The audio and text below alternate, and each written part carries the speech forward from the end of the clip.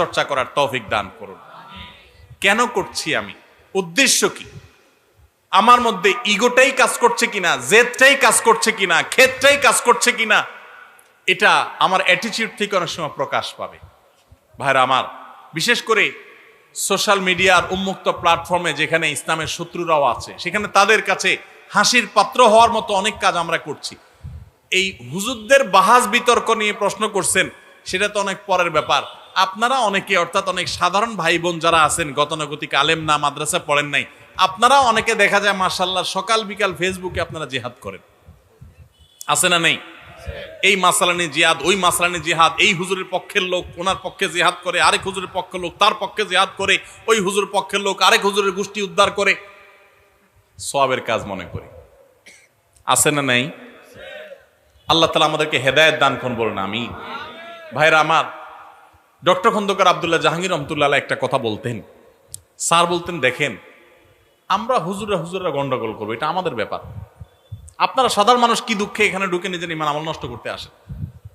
কেন কেন আপনি কোন হুজুরের পক্ষ নিয়ে এসে আরেক হুজুরের গালি দিয়ে নিজের ঈমান আমল নষ্ট করতে আসেন? কে শিখেছে আপনাকে ইসলাম?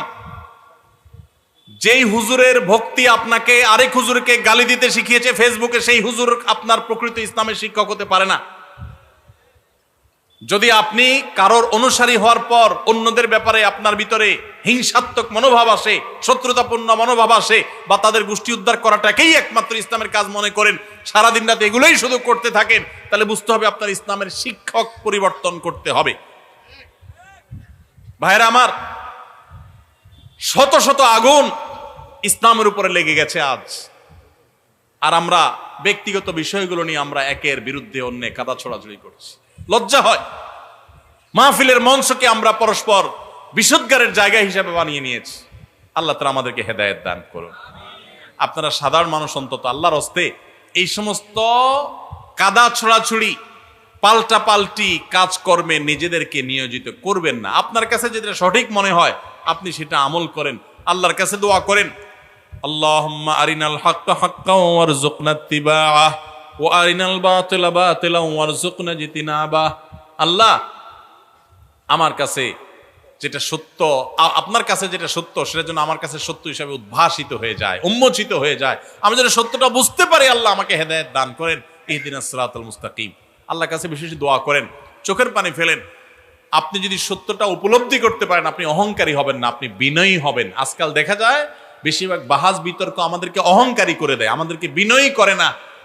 এমন বাহাস বিতর্ক আপনারা কখনো শুনছেন কিনা জানি না, আমি কখনো শুনি নাই যে বাহাস বিতর্কের পর, অর্থাৎ আমাদের সমাজে বাহাস বিতর্ক হয় সচরাচর, এগুলোর কথা বলছি, যে বাহাস বিতর্কের পর কেউ না এক পক্ষ বলেছে যে যাক আলহামদুলিল্লাহ, আমি আমার ভুলটা বুঝতে পেরেছি, আমি আসলে ভুলের মধ্যে ছিলাম, সরি, আমি আমার প্রতিপক্ষ ভাইয়ের কথাটা মানছি, কারণ আমার কাছে সত্য মনে হয়েছে। এরকম শুনছেন কখনো? এই জন্য বলছে যে বিতর্ক বাহাসে কেউ কোনোদিন হারে না, এবং সেখানে সত্য খুব কমই জিতে, তার্কিক জিতে। যার তর্কের গলার জোর, চাপার জোর যত বেশি, বেশিরভাগ সেই জিতে। ঠিক না বে ঠিক? এগুলো নাজায়েজ আমি বলছি না, শরিয়ার গণ্ডিতে উসুল মেনে যদি হয় অবশ্যই হতে পারে, কিন্তু সেগুলোতে সৌন্দর্য থাকা উচিত। খুব দুঃখজনক বিষয়, ইসলামের গুরুত্বপূর্ণ একটা বিষয় হলো আখলাক। সে আখলাক আজ আমাদের নিজস্ব মুসলমান ভাইদের সাথে আমরা দেখাতে পারছি না। ভিন্ন মতের মুসলমান, সেও তো আমার ভাই, দিন শেষে কেন তাকে আমি শত্রু মনে করব? আল্লাহ আমাদের সবাইকে উদারপন্থী মুসলমান হওয়ার তৌফিক দান করুন, ধৈর্যশীল সহনশীল মুসলমান হওয়ার তৌফিক দান করুন, আখলাকওয়ালা মুসলমান হওয়ার তৌফিক দান করুন।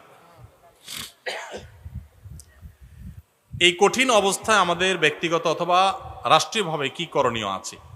এই অবস্থায় তাদের জানমাল নিরাপত্তা দেওয়ার জন্য আমাদের উপর কি জিহাদ ফরজ হবে? দয়া করে জানাবেন। দেখুন, ফিলিস্তিনের মানুষদের উপরে যে নির্মমতা চালানো হচ্ছে, মানব ইতিহাসের সবচেয়ে বর্বরতম হত্যাযজ্ঞ চালানো হচ্ছে, গণহত্যা চালানো হচ্ছে, আপনারা জানেন।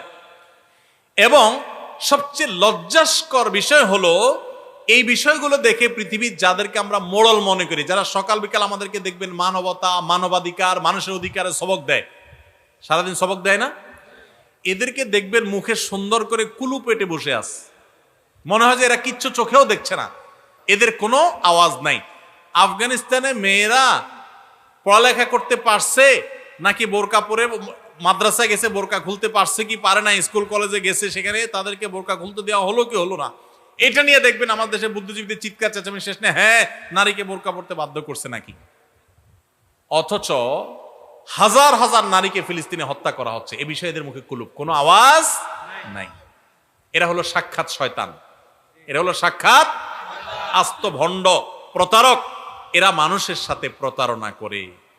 এই মানুষগুলো তাদেরকে চেনবার সুযোগ তৈরি হয়েছে আমাদের। ফিলিস্তিনি মানুষদের পাশে আমাদের দাঁড়াবার বহু রাস্তা আছে ভাই। সবচেয়ে সহজ রাস্তা হলো এই অভিশপ্ত ইহুদিদের পণ্য প্রতিটা ঘরে ঘরে, এখানে যত মানুষ আছেন, একজন মানুষ বলতে পারবেন যে আমার ঘরে ইহুদি মালিকানাধীন কোনো পণ্য আমার বাসায় নাই, এমন মানুষ বলতে পারেন কেউ?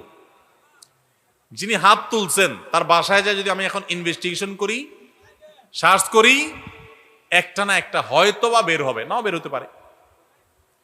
আপনি যে পেস্ট করেন, পেস্ট, বেশিরভাগ পেস্ট দোকানে যেগুলো পাবেন, মুদি দোকানে 90% তাদের, আমি নাম বলে তাদের আর মার্কেটিং করতে চাই না, সারাদিন ডকডক করে যে ঈদ উপলক্ষে বিভিন্ন সময় গিলতেছেন সফট ড্রিঙ্কস গুলো, ম্যাক্সিমাম ওদের।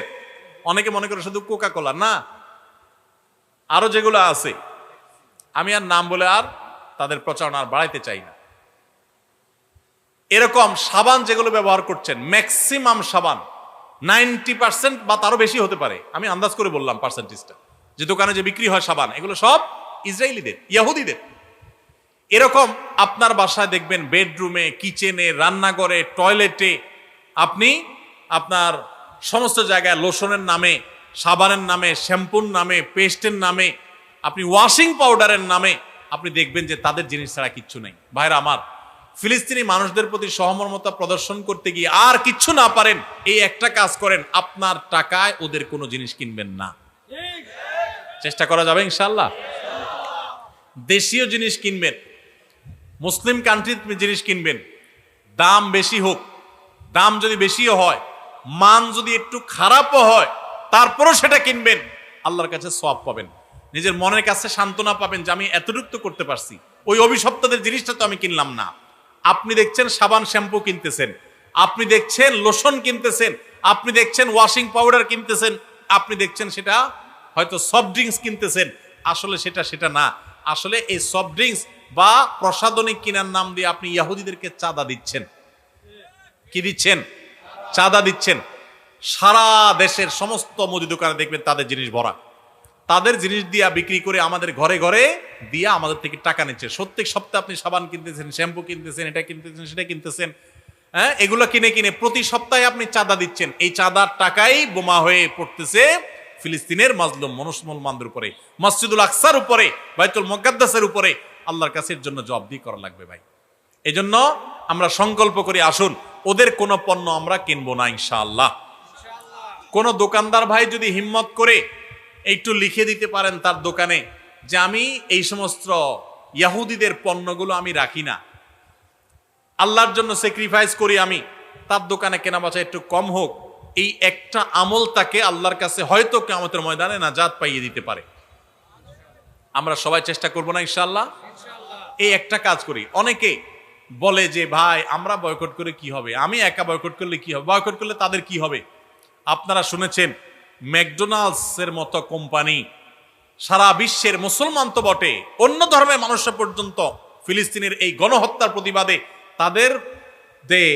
তাদের রেস্টুরেন্টে খাবার বন্ধ করে দিয়েছে, কেনা বন্ধ করে দিয়েছে। লক্ষ লক্ষ মানুষ, কোটি কোটি মানুষ পৃথিবীতে বর্জন করেছে, বয়কট করেছে। এর ফলে তাদের শত শত দোকান বিক্রি করতে বাধ্য হয়েছে।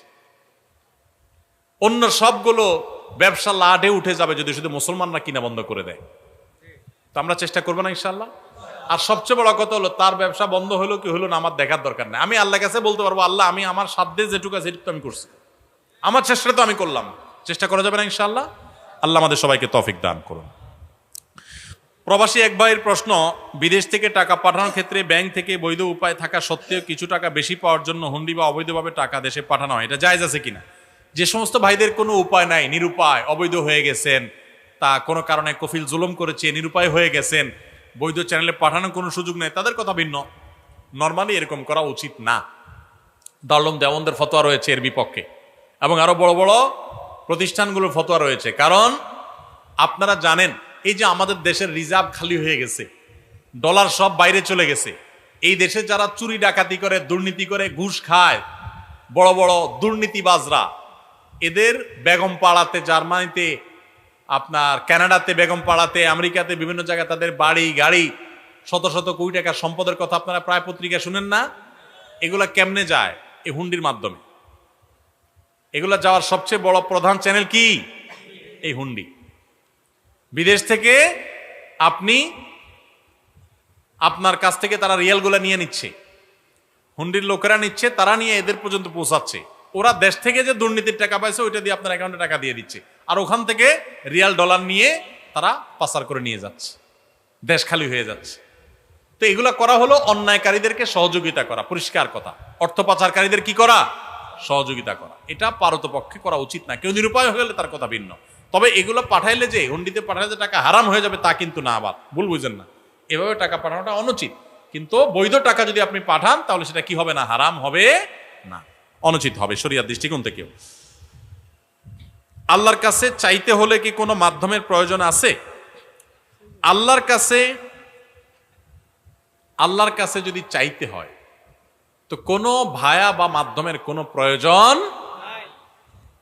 অন্য ধর্মের মানুষদের সাথে আমাদের পার্থক্যই তো ভাই এই জায়গায়। হিন্দুরা তারা ঈশ্বরের কাছে চায় কার মাধ্যমে? তাদের বিভিন্ন দেবতার মাধ্যমে, দেবদেবীর মাধ্যমে, তাই না? তো আপনি যদি আল্লাহর কাছে চাওয়ার জন্য আপনিও কোনো মাধ্যম ধরেন তো তাদের মতো হয়ে গেল। তাওহীদ তো হলো যে না, আল্লাহর কাছে সরাসরি চাইবেন। আমরা নামাজের মধ্যে বলি প্রত্যেক রাকাতে সূরা ফাতিহায়, ইয়্যাকা না'বুদু ওয়া ইয়্যাকা, আল্লাহ তোমারই ইবাদত করি আর সাহায্য শুধু তোমার কাছেই চাই। এখানে তো আপনি কোনো ভাইয়ার কথা বলেন নাই। আল্লাহ বলেছেন উদউনি, তোমরা আমার কাছে চাও, আমি তোমার দোয়া কবুল করব, আস্তাজিব লাকুম। তাহলে আল্লাহ তো বলেন নাই যে তোমরা অমুর কাছে চাও তাহলে আমি তোমার দোয়া কবুল করব। কোনো ভায়ার, কোনো মিডিয়ার কোনো প্রয়োজন। একটা আয়াতের ভুল ব্যাখ্যা দিয়ে আমরা অনেকে বিভ্রান্ত করি, অনেককে বিভ্রান্ত করতে দেখা যায়। ওয়াবতাগু ইলাইহিল ওয়াসিলা বলে আল্লাহ নিজে বলছেন উসিলা ধরতে। আপনি এখানে বাংলা উসিলা পাইছেন, আল্লাহ কি বাংলায় কইছে? ওসিলার ব্যাখ্যায় মুফাসসিরগণ কি বলেছেন সেটা দেখেন। আল্লাহর ইবাদত বন্দেগীর মাধ্যমে আল্লাহর নৈকট্য লাভ করতে আল্লাহ নির্দেশ করেছেন। উসিলা মানে কোনো হুজুরকে, কোনো পিসাবকে ভায়া ধরতে আল্লাহ বলেন নাই। দোয়া করতে হবে সরাসরি আল্লাহ তাআলার কাছে। আল্লাহ তাআলা আমাদেরকে এই সমস্ত শিরকপূর্ণ বিশ্বাস থেকে বেঁচে থাকার তৌফিক দান করুন। আমাদের এলাকার একজন বলে মাইকে আজান দেওয়া শিরিক। মাইকে আজান হয় এমন মসজিদে নামাজ পড়লেও নাকি নামাজ হবে না। ভাই, শিরকের মানে কি? শিরক মানে হলো আল্লাহর সাথে কাউকে কি করা? শরীক বানানো, পার্টনার বানানো, শেয়ার বানানো। মাইকে আজান দিলে আল্লাহর সাথে কিভাবে কারোর সাথে শেয়ার হয়? এই যদি এরকম কথা যদি কেউ বলে থাকে উনি শিরক শব্দের অর্থই বুঝে নেই। বুঝতে পেরেছেন? তো মাইকে আজান জিনিসটা কি? এই যে আমি কথাটা বলতেছি, কথাটা শুধু মাইকের মাধ্যমে আপনাদের পর্যন্ত চলে যাচ্ছে, এই তো, আলাদা কিচ্ছু না। তো মাইকে কথা বলা, মাইকে আজান দেওয়া, এগুলো জায়েজ হওয়ার ব্যাপারে পূর্বে পশ্চিমে উত্তরে দক্ষিণে সারা পৃথিবীতে উল্লেখযোগ্য কোনো আলেমের কোনো দ্বিমত নাই, কোনো দ্বিমত নাই। অতএব এটা নিয়ে নতুন করে সংশয় তৈরি করা এটা মূর্খতা ছাড়া আর কিছুই নয়। যদি কোনো ভাই এটা বলে থাকেন আল্লাহ তাদেরকে হেদায়েত দান করুন, আমরা দোয়া করি। আজকে সারা দেশে পহেলা বৈশাখ পালিত হয়েছে। এই পহেলা বৈশাখকে কেন্দ্র করে মঙ্গল শোভাযাত্রা, হোলি খেলা, পান্তা ইলিশ নিয়ে মুসলমানদের নামধারী অনেকে মেতে উঠেছে, যা অত্যন্ত দুঃখজনক। এই পরিস্থিতি ধর্মপ্রাণ মুসলমানদের কি করণীয় হতে পারে আপনার সুযোগের মতামত আশা করি। ভাই, এই বিষয়গুলো বারবার বলা হয়েছে, তারপরে যদি প্রশ্ন করেছেন খুব সংক্ষেপে একটু বলার চেষ্টা করি। দেখুন, আমরা বাংলাদেশের মানুষ, বিশেষ করে মুসলমানরা অত্যন্ত শান্তিপ্রিয়। এখানে হিন্দু মুসলমান সব ধর্মের মানুষ মিলে মিশে শান্তিপূর্ণভাবে বসবাস করে। আমি প্রায় সময় বলার চেষ্টা করি, আমাদের পার্শ্ববর্তী দেশ ভারতে, আমাদের আশপাশের বিভিন্ন দেশে বিভিন্ন সময় ধর্মীয় দাঙ্গা আমরা শুনি প্রায় সময়। বাংলাদেশে ইতিহাসে উল্লেখযোগ্য সেরকম ওই সমস্ত দেশের মতো একটা দাঙ্গাও কখনো হয় নাই। এখানে মুসলমান এবং হিন্দু, অন্য ধর্মের মানুষ সবাই মিলেমিশে থাকে। এরপরেও মুসলমানদের উপরে নানাভাবে হিন্দু ধর্মের বিভিন্ন কালচার কৃষ্টিকে চাপিয়ে দেয়া হয়, কখনো বাঙালিয়ানার নামে, কখনো একটা ডাহা মিথ্যা হাস্যকর কথা হাজার বছরের ঐতিহ্যের নামে। এই যে পহেলা বৈশাখ মাত্র ৩৫ বছর আগে এটা চালু হয়েছে ঢাকা ইউনিভার্সিটিতে। কয় বছর আগে? এই মাত্র ৩ যুগ আগে চালু হওয়া জিনিসটা কিভাবে হাজার বছরের ঐতিহ্য হলো? আরে ভাই, বাংলা সনের বয়সই তো হাজার বছর হয় নাই। বাংলা সনের বয়সও কত বছর হয় নাই? এই মিথ্যুকরা, মিথ্যাবাদীরা বলে এটা নাকি হাজার বছরের ঐতিহ্য। জন্মই হাজার বছর, সনের বয়সই হাজার না, সেটা আবার নাকি হাজার বছরের ঐতিহ্য হয়ে গেছে। পহেলা বৈশাখ আমরা আমাদের শৈশবেও পহেলা বৈশাখের এই রূপ কেউ দেখি নাই। আমাদের চাইতে বয়সে যারা বড় মুরব্বীরা আছেন তারা তো আরো দেখেন নাই, কারণ শুরুই হয়েছে ৩৫ বছর আগে। আমরা পয়লা বৈশাখে দেখেছি হালখাতা, তার আগে খাজনা উঠানো। হঠাৎ করে এটা আমদানি করে হিন্দুদের চৈত্র সংক্রান্তি, আশ্বিন মাসে রান্না করে কার্তিক মাসে খাওয়া, বিভিন্ন প্রাণীর মুখোশ এগুলো নিয়ে যাওয়া, বিভিন্ন অশুভ শক্তি থেকে পানা চাওয়া, আশ্রয় চাওয়া। এরপরে পয়লা বৈশাখ উপলক্ষে কি একটা গান গায়, অগ্নি স্নানে হোক সূচি ধরা, সূচি হোক, কি একটা আছে না গান, অগ্নি স্নানে সূচি হোক ধরা। মানে কি? আগুনের গোসলে পৃথিবী কি হোক? পবিত্র হোক। আগুন দিয়ে কি পৃথিবী পবিত্র হয়? কোরআন বলে আগুন হলো পাপিষ্ঠদের শাস্তি দেওয়ার মাধ্যম। এটা কি পবিত্র হওয়ার মাধ্যম? এটা হিন্দু ধর্ম মতে হতে পারে। তো খুব দুঃখজনক বিষয় যে সারা বছর জুড়ে হিন্দুর যত পূজা অর্চনা আছে সবগুলো একসাথ করে বাঙালিয়ানা ট্যাবলেট দিয়া মুসলমানদেরকে খাওয়াই দেওয়া হচ্ছে। ভাইরা আমার, বাংলা নববর্ষ বা বাংলা সন, এই বাংলা সনের প্রবর্তক কে ছিলেন? সম্রাট আকবর। সম্রাট আকবরের আমলে বাংলা সনটা যে হয়েছে এটা হিজরি সনের সাথে মিল করে হয়েছে। হিজরি সনটা হলো লুনার, চান্দ্রবর্ষ, আর বাংলা সনটাকে শুধুমাত্র ওই সনটাকেই আপনার সৌরবর্ষে পরিণত করা হয়েছে, এটাতে রূপান্তর কনভার্ট করা হয়েছে, জাস্ট এটাই। তাহলে বাংলা সনের সাথে প্রিয় হিজরি সনের একটা নিগুড় সম্পর্ক আছে। সম্পর্ক কি? ওইটারই একটা রূপ মাত্র এটা। সেই সনটাতে, সেই সনটার প্রথম দিনটাতে মুসলমানদেরকে যত সব শিরকি কর্মকাণ্ড করে তারপরে মুসলমানদেরকে সেই দিন বরণ করতে আমাদেরকে নির্দেশ দেওয়া হচ্ছে। খুবই দুঃখজনক, খুবই আপত্তিকর। দেখুন, মঙ্গল শোভাযাত্রা করা হয় কেন?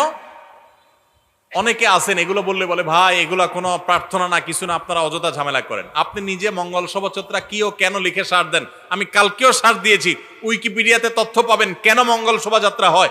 এবং এটা নিয়ে বিভিন্ন পাবলিক বিশ্ববিদ্যালয়ের বিভিন্ন চারুকলা সহ বিভিন্ন ডিপার্টমেন্টের গুরুত্বপূর্ণ দায়িত্বশীল প্রফেসরগণ, শিক্ষকগণদের বক্তব্য banglanews24.com সহ বিভিন্ন অনলাইন নিউজ পোর্টালে এখনো আছে, অনলাইনে আপনি পাবেন, সার্চ করেন দেখেন। সেখানে তারা তাদের সাক্ষাৎকারে পরিষ্কার জানিয়েছে যে এটা হলো সারা বছর ভালো থাকার জন্য, মঙ্গল প্রার্থনার জন্য মঙ্গল শোভাযাত্রা। অর্থাৎ এই শোভাযাত্রা করলে এর মাধ্যমে মঙ্গল কামনা করা হয়। যে মানুষগুলো সারাদিন নিজেদেরকে বিজ্ঞান মনস্ক বলে, এই মানুষগুলো সারা দেশের, সারা পৃথিবীর বিজ্ঞানীরা শুনি এটা আবিষ্কার করছে, ওইটা আবিষ্কার করছে, আর আমার দেশের কলা বিজ্ঞানীরা শুধুমাত্র মুখোশ ছাড়া আর কিছু আবিষ্কার করতে পারেনি। আল্লাহ এত সুন্দর চেহারা দিছে মানুষকে। আল্লাহ বলেছেন লাকাদ খালাকনাল ইনসানা ফি আহসানি তাকওয়িম, মানুষকে সবচেয়ে সুন্দর চেহারা দিয়ে আল্লাহ সৃষ্টি করেছেন। আর এরা ওই সুন্দর চেহারার উপর একটা বানর, একটা পেঁচা, একটা হনুমানের চেহারা দিয়ে দেয়।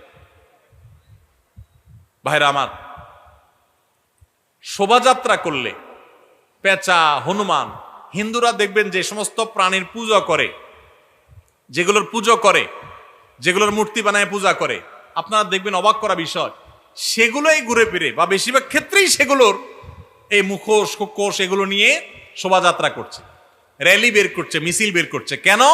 মঙ্গলের জন্য। মঙ্গল শোভাযাত্রা মানে কি? মঙ্গলের জন্য, মঙ্গল কামনা করে শোভাযাত্রা করা। এই মিছিল করলে, শোভাযাত্রা করলে এই সমস্ত মুখোশ, পেঁচা টেচা, এই সমস্ত বানর, আপনার ইঁদুর, এটা সেটা, এগুলোর মুখোশ নিয়ে রাস্তা দিয়ে ঘুরলে যদি মঙ্গল হয়, কল্যাণ হয়, তাহলে সব বাদ দিয়া সারা বছর এই কাম করো না কেন? এগুলোতে কোনো মঙ্গলের ক্ষমতা আছে? কোনো মঙ্গলের সুযোগ আছে এখানে? মঙ্গলের মালিক কে? আল্লাহ রাব্বুল আলামিন। প্রতিদিন 5 ওয়াক্ত নামাজে আল্লাহ বলছেন হাইয়া আলাল ফালাহ, তোমরা এসো কিসের দিকে? মঙ্গলের দিকে। মুয়াজ্জিন ডাকছেন আল্লাহর পক্ষ থেকে, এসো কিসের দিকে? মঙ্গলের দিকে। মঙ্গলের দিকে আপনার যে যাত্রা হবে সেটা হবে মসজিদে যাওয়ার মাধ্যমে। কিসের মাধ্যমে? সেটা ওই বিভিন্ন প্রাণী প্রতিমার মুখোশ নিয়ে রাস্তায় চলাচল করা, র্যালি বের করার মাধ্যমে না। আপনারা দেখেছেন কিশোরগঞ্জের মিঠামইন থেকে অষ্টগ্রাম পর্যন্ত 14 কিলোমিটার হাওড়ের রাস্তা রঙিন করা হয়েছে পয়লা বৈশাখ উপলক্ষে, গিনেস বুকে ওয়ার্ল্ড রেকর্ড হিসাবে স্থান পাওয়ার জন্য।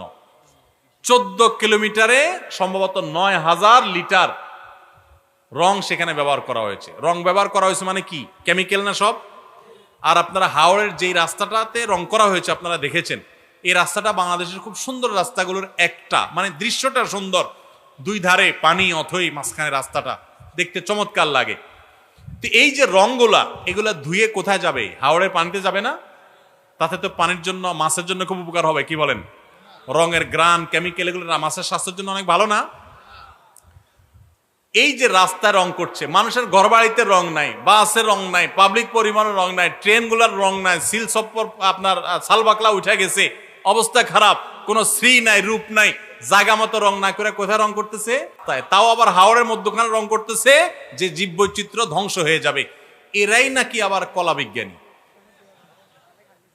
এরা আমাদেরকে সারাদিন জ্ঞান দিতে আসে, সবক দিতে আসে। আল্লাহ তাআলা এই অপসংস্কৃতি থেকে আমাদেরকে সবাইকে রক্ষা পাওয়ার তৌফিক দান করুন। বাঙালিয়ানার নামে হিন্দু ধর্মের কৃষ্টি কালচার মুসলমানদেরকে চাপিয়ে দেওয়ার যে অপচেষ্টা, কিয়ামত পর্যন্ত এদেশের মানুষ এটাকে মেনে নিবে না ইনশাআল্লাহ। জোর করে চাপাই দেওয়া সংস্কৃতি সমস্ত মিডিয়া মিলে একযোগে প্রচার করেও আপনার এলাকায় কয়জনটা নামাইতে পারছে? সারা দেশে কয়জন নামাইতে পারছে? ঢাকা শহরে মোট কয়জন? আমরা যদি ঢাকা শহরে কোটি মানুষ বসবাস করি, তো কোটি মানুষের ভিতরে কত মানুষ বের হইছে? সামান্য কিছু মানুষ বের হইছে, তাই না? সমস্ত মিডিয়া মিলে সকল যন্ত্র একসাথে প্রচার চালিয়েও তো কই লাখ মানুষকেও তো বের করতে পারেন নাই। এদেশে মানুষ ধর্মপ্রাণ, মুসলমানরা মুসলমানদেরটা, হিন্দুদেরটা হিন্দুরা, একজনটা আরেকজনকে চাপিয়ে দিবেন না। আজকাল খুব ভয়ঙ্কর ভাবে শিক্ষার নামে, সংস্কৃতির নামে এগুলো পুশ করা হচ্ছে, অ্যাগ্রেসিভলি পুশ করা হচ্ছে। ইমানের দাবির কারণে এগুলো থেকে আমাদের বেঁচে থাকতে হবে। আল্লাহ আমাদেরকে তৌফিক দান করুন। আমরা মঙ্গল কামনা করব কার কাছে? মঙ্গলের মালিকের কাছে। কোন পেঁচা, হনুমান, রাক্ষস, খোক্ষসের কাছে কোনো মঙ্গল কামনা, কোন র্যালিতে মঙ্গল কামনা নাই। মঙ্গল কোথায়? আল্লাহর কাছে। কার কাছে? আল্লাহর কাছে। অতএব ঈমান নষ্ট করা যাবে না। ভাইরা আমার, এই র্যালি বের করলে সারা বছর ভালো থাকা যাবে, মঙ্গল আসবে, এটা বিজ্ঞানের কোন থিওরিতে আছে? ধর্মে তো নাই। বিজ্ঞানের কোন থিওরিতে আছে? এটা না যৌক্তিক, না এর কোন ধর্মীয় ভিত্তি আছে। একটা হাস্যকর এবং চরম হাস্যকর একটা কাজ। পান্তা ইলিশ খান না, সারা বছর গরিব যেটা পান্তা ভাত খায়, সেটা একদিন খাই আপনি বাঙালি হয়ে যাচ্ছেন একেবারে। সারা বছর বার্গার চাবাইতে চাবাইতে শেষ। বার্গার খাওয়া দোষে কিছু না, আপনিও খান, কিন্তু সারা বছর যারা পান্তা খায় তাদের সাথে তামাশা করছেন বছরে একদিন পান্তা খায়া। এই তামাশার কোনো মানে হতে, পুরা পয়লা বৈশাখের শুরু থেকে শেষ পর্যন্ত সমস্ত অনুষঙ্গগুলো একটা একটা করে দেখবেন, প্রত্যেকটার সাথে হারামের সম্পর্ক কিংবা শিরিক থেকে উঠে আসা ঐতিহ্য সেখানে আছে। আল্লাহ তাআলা আমাদের সবাইকে অপসংস্কৃতি থেকে বেঁচে থাকার তৌফিক দান করুন। জাযাকুমুল্লাহু খায়রা।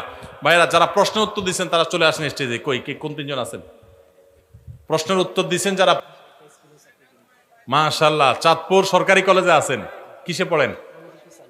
পলিটিক্যাল সায়েন্সে। কি অনার্সে? অনার্স ফার্স্ট ইয়ার পলিটিক্যাল সায়েন্সে পড়েন ভাই, এবং চাঁদপুর সরকারি কলেজে পড়েন। আবার মামার ব্যবসা দেখেন, আবার টিউশনি করেন। এটা স্কুলে পড়ান আর কি, টিউশনি না, এটা স্কুলে পড়ান আর কি। যাই হোক, তো মাশাআল্লাহ এতগুলো কাজ করেন একজন যুবক মানুষ, এটা আদর্শ। অনেক যুবক পোলাপান আছে খালি প্রশ্ন লেখা দেয়, যে হুজুর বাবা বিয়ে দিচ্ছে না, কিছু বলে দেন। কাম করার নামগন্ধ না, শুধু বিয়ে করার ধান্দা ঘুরে বেড়ায়। এই যে ছেলে পড়ালেখাও করতেছে ভাই যুবক, আবার সে কাজও করতেছে, এরকম কর্মমুখী হইতে হবে, চৌকস হইতে হবে। অনেক ছেলে ফেলে আছে ধার্মিক হয়ে গেলে ঢিলা হয়ে যায়, আর কাজ কাম করতে চায় না। আর ধার্মিক হয়ে গেলে আরো ডাবল অ্যাক্টিভ হয়ে যাবেন, যাতে করে অন্য ছেলেরাও আগায় সেদিকে। অভিভাবকরা জানে যে আমাদের ছেলে মেয়েরা আরো বেশি সিরিয়াস হবে তারা ধার্মিক হলে। মাশাআল্লাহ। হ্যাঁ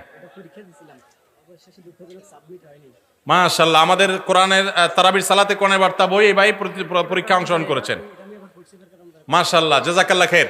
এবং সেই সাথে আপনাদের অনেককে আমরা জানিয়ে রাখতে চাই, আসুন্নাহ ফাউন্ডেশন থেকে 15 লক্ষ টাকার একটা বিশাল বড় 15 লক্ষ টাকার পুরস্কার সম্বলিত প্রতিযোগিতার ঘোষণা আমরা দিয়েছি। আপনারা শুনেছেন? আপনাদের সবাই কিন্তু অংশগ্রহণ করতে পারেন চাইলে। 15 লক্ষ টাকার পুরস্কার, এর মধ্যে প্রথম 3টা পুরস্কার থাকবে হলো 3 জনকে উমরা করানো হবে একদম ফ্রি, কোনো পয়সা কই লাগবে না। তো এই যে বিশাল বড় বড় পুরস্কার থাকছে, সব মিলিয়ে 15 লাখ টাকার পুরস্কার থাকছে, কি করতে হবে? কিচ্ছু না, খুব সিম্পল একটা কাজ। আপনি কোরআনে কারিমটা অর্থ সহকারে বুঝে পড়বেন, বাস। একদিকে আপনার লাভ, কোরআন বোঝা হয়ে গেল, আর একদিক থেকে পুরস্কার জিতার সুযোগ। আর ভালো কাজে প্রতিযোগিতা করলেন, এটাও একটা ইবাদত। আল্লাহ কোরআনে বলছেন ফাস্তাবিকুল খায়রাত, ভালো কাজে প্রতিযোগিতা করো। এই জন্য ভাই, যুবক ভাইরা সবাইকে বলছি, আপনারা সবাই এটাতে অংশগ্রহণ করবেন। কোনো রেজিস্ট্রেশন করতে হবে না, কিচ্ছু লাগবে না। এখন থেকে বাংলা কোরআন যদি থাকে, একটা অনুবাদ কোরআন আপনার এলাকার ইমাম সাহেব বা খতিব সাহেব কারোর সহযোগিতা নিয়ে নিজে পড়া শুরু করেন। কোথাও সংশয় হলে হুজুরদের জিজ্ঞাসা করে নেন, ব্যাস। আপনি প্রথম 6 পারা পড়বেন। এখন কোন মাস চলতেছে? এপ্রিল। মে মাসের শেষ শুক্রবার ফজরের পরে আমাদের ফেসবুক পেজে আমরা গুগল লিংক দিয়ে দিব, ওখানে ক্লিক করে আপনি পরীক্ষা দিবেন।